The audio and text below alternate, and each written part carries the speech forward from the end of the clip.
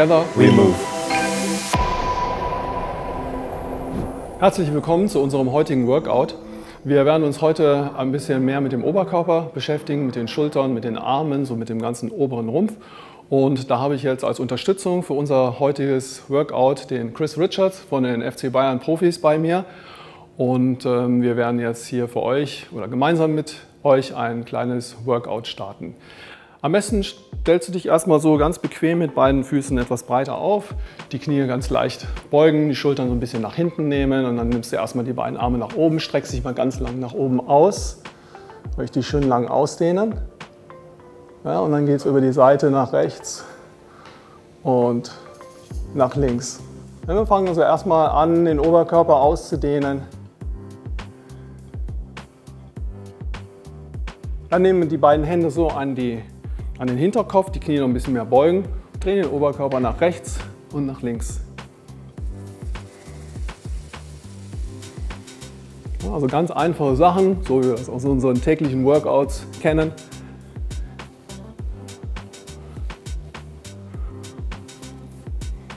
Wir nehmen die Arme wieder nach unten, lassen die Arme erstmal ganz locker hängen und rollen die Schultern nach hinten. Mit großen Bewegungen. Dabei kann man den Kopf mal so ein bisschen nach rechts und nach links hin und her drehen. Wir bereiten also auch die Halswirbelsäule vor. Okay, lassen die Schultern lockern ein bisschen aus.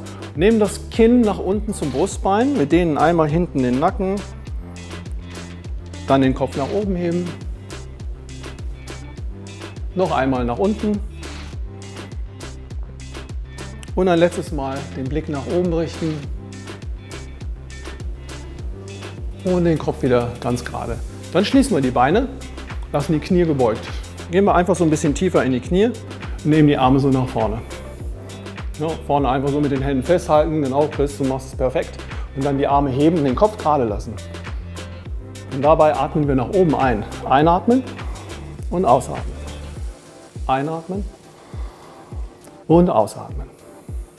Einatmen und ausatmen. Zweimal. Richtig weit nach oben, dass die Schultern schön aufgewärmt werden. Und dann lassen wir die Arme einfach nach hinten durchschwingen, halten uns hinten fest und strecken die Arme hinten aus. Und lassen den Kopf dabei nach vorne sinken. Und dann kann man hier mit den Armen noch mal so ein bisschen nach oben heben. Ich zeige es von der Seite. Den Kopf vorne hängen lassen und die Schultern, die Arme einfach so ein paar Mal heben und senken.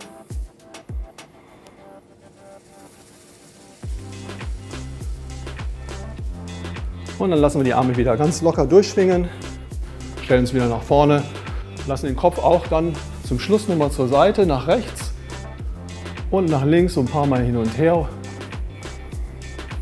Das ist so ein Gleiten, kein festes Drücken.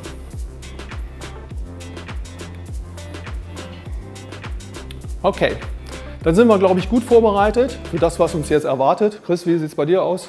Ja, auch gut. Wir gehen in den Vierfüßlerstand. Stützen uns also einfach mit den beiden Händen unter den Schultern ab. Die beiden Knie sind leicht geöffnet und die Füße auch so den gleichen Abstand wie die Knie. Und jetzt den Brustkorb ganz leicht einfach nach unten durchhängen lassen. Wir lassen die Arme dabei gestreckt und den Oberkörper dann nach oben heben. Das ist die Bewegung. Also es geht runter und rauf. Wie so ein Lift. Die Arme sind fest. Wenn man die Übung sehr intensiv macht, dann spürt man, dass da hinten die mittleren Rückenmuskeln ihre Arbeit verrichten müssen. Ja, das wird sehr schnell warm. Ich weiß nicht, wie es bei dir aussieht. Bei mir wird es warm. Es geht schnell, ne? Ja. Noch zweimal.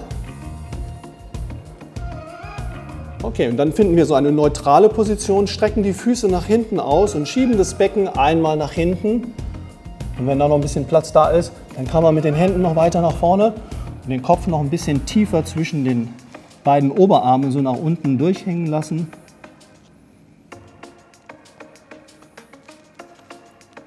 Und dann lösen wir diese Dehnung langsam wieder auf. Kommen wir nach vorne.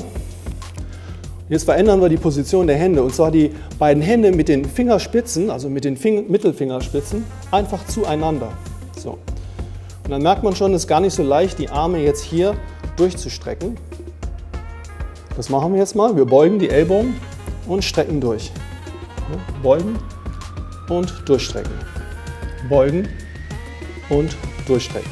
Das ist so eine kombinierte Arm-Schulterübung. Und wenn man das ganz gut kann und mit der Nasenspitze relativ weit runterkommt, dann wird das sowohl anstrengend für die Oberarmrückseiten als auch für die Schultermuskeln.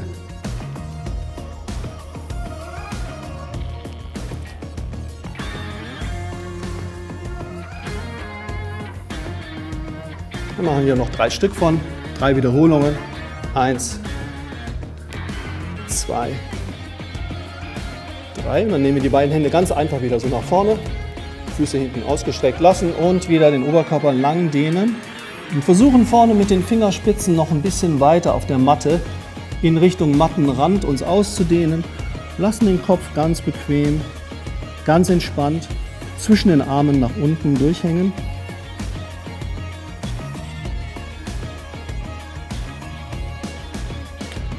Und kommen dann langsam nach vorne. Jetzt kommen wir in so eine kleine Ausgleichsübung. Wir strecken einmal die Hüfte richtig nach vorne und heben das Kinn nach oben. Und dabei die beiden Schultern, die Ellbogen nach hinten zur Wirbelsäule ziehen. Dann kann man wieder entlasten, Kopf nach vorne und wieder nach oben. Einatmen und ausatmen. Ein letztes Mal.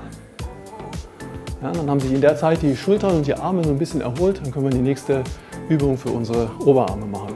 Wir gehen in eine einfache Liegestützposition. Das heißt, die beiden Hände etwas breiter als die Schultern. Es kann sein, dass man hier gar nicht mehr mit den Händen auf der Matte dann ist. Und mit den beiden Knien gehen wir ein kleines bisschen nach hinten, so dass die Hüfte, dass das Becken gestreckt ist.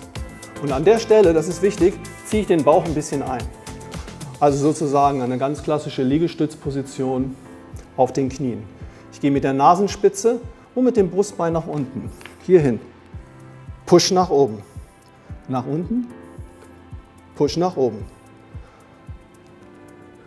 Push nach oben. Davon machen wir einfach mal so 10 Stück. Und dann spürt man schon, dass durch dieses Berühren mit der Nase und mit dem Brustkorb ist die Übung gar nicht so leicht. Ja, es hört sich immer ganz leicht an, wenn man sagt, man macht Liegestützen auf den Knien, aber es ist gar nicht ohne.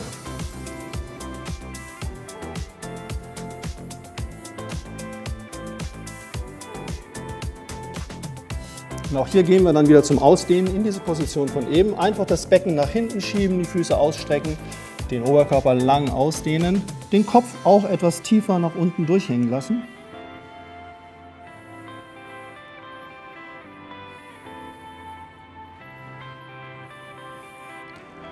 Und dann auch wieder als Ausgleich, so wie wir das eben gemacht haben, einfach die Hände so in das Becken, in die Taille nehmen, Becken nach vorne schieben, Kinn lang nach oben und dann ein bisschen nach vorne kommen.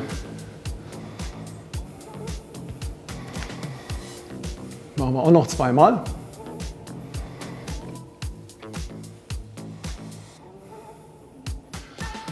So, und dann nehmen wir die beiden Arme nach vorne.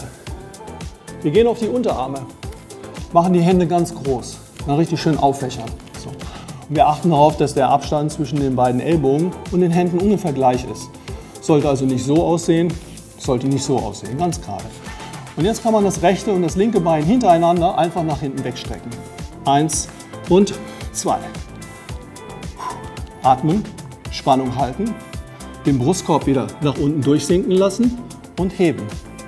So wie wir das eben im Vierfüßlerstand gemacht haben, machen wir das jetzt hier in diesem Unterarmstütz. Da machen wir auch so 10 Wiederholungen. Runter und hoch. Und runter und hoch. Chris versucht, die Beine noch mehr zu strecken. Ja, genau. Noch mehr Spannung in den Brustkorb. Noch mehr Spannung in das Gesäß. Noch mehr Spannung in die Beine. Der ganze Körper ist fest wie ein Stab.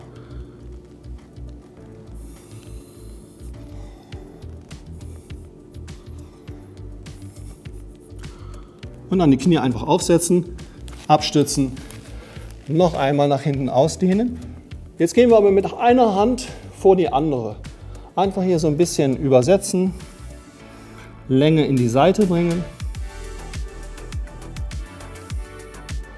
Komm zurück, machen das auf der anderen Seite genauso. Richtig schön über die Seite dehnen.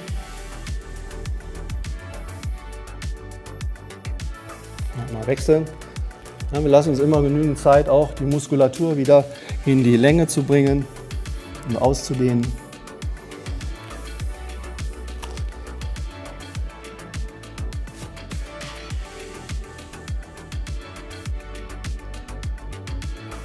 Okay, dann kommen wir zur Mitte und nach dieser Übung von eben auch die Wirbelsäule nochmal mobilisieren. Das heißt einfach den Rücken rund nach oben, auswölben, rund machen, da sagt jeder was anderes, Katzenbuckel machen und dann auch in die andere Richtung in die Streckung bringen, Kinn ein bisschen nach oben ziehen und wieder zurück. Machen wir noch einmal, ein letztes Mal.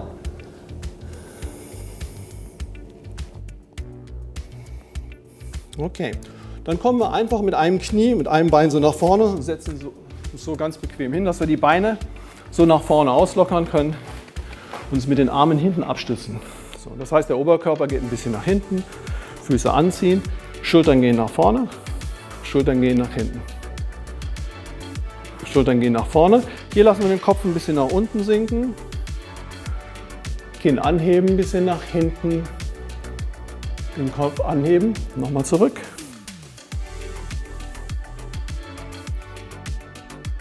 Und dann setzen wir die beiden Hände etwas schmaler an den Rumpf heran. Zum Beispiel hier, so unter den Schultern, rechts und links. Stellen die Beine auf und rollen die Schultern nach hinten. Füße sind angezogen, genau. Ja, jetzt drücken wir uns hier nach oben ab. Becken anheben. Dahin. Arme richtig strecken. Und runter. Machen wir noch einmal. Und strecken. Und runter.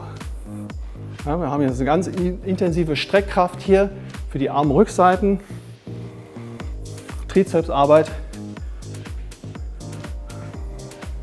Und gleichzeitig wird der Brustkorb zur Seite aufgedehnt. Genau, machen wir noch zweimal. Richtig kraftvoll in den Boden drücken. Ja, letztes Mal. Dann einfach die Beine nach vorne auslegen. Rechts, links. Und den Oberkörper ganz entspannt nach vorne, so zum Nachdehnen. Man muss jetzt nicht mit den Händen an die Füße kommen. Wenn die Hände hier auf dem Schienbein oder auf dem Oberschenkel hängen, so abgelegt werden, dann ist das wunderbar.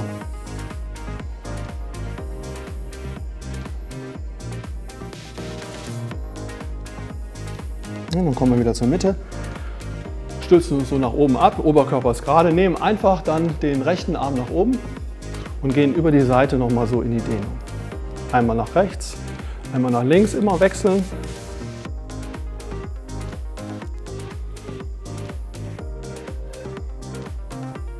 Genau, den Kopf ruhig auf zur Seite so ablegen.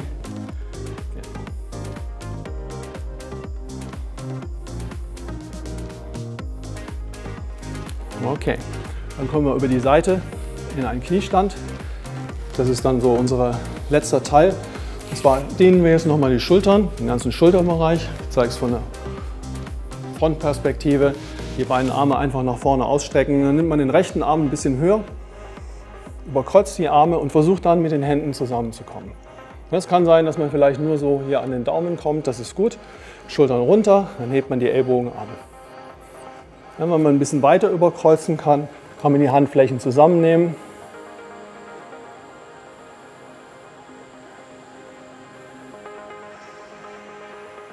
Dann lassen wir langsam los und wechseln einfach die andere Seite. Den linken Arm zum Beispiel nach oben nehmen, überkreuzen und dann auch hier wieder Ellbogen ein bisschen weiter nach vorne schieben, Schultern nach unten drücken. Und dann versuchen wir mit den Händen ein bisschen nach oben zur Decke zu kommen.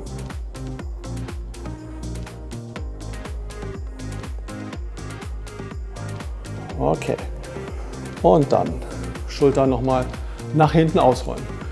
Chris, was meinst du? Das reicht für heute, oder? Ja. Schulterarbeit haben wir erledigt. Ja. Ich hoffe, es hat Spaß gemacht. Dankeschön.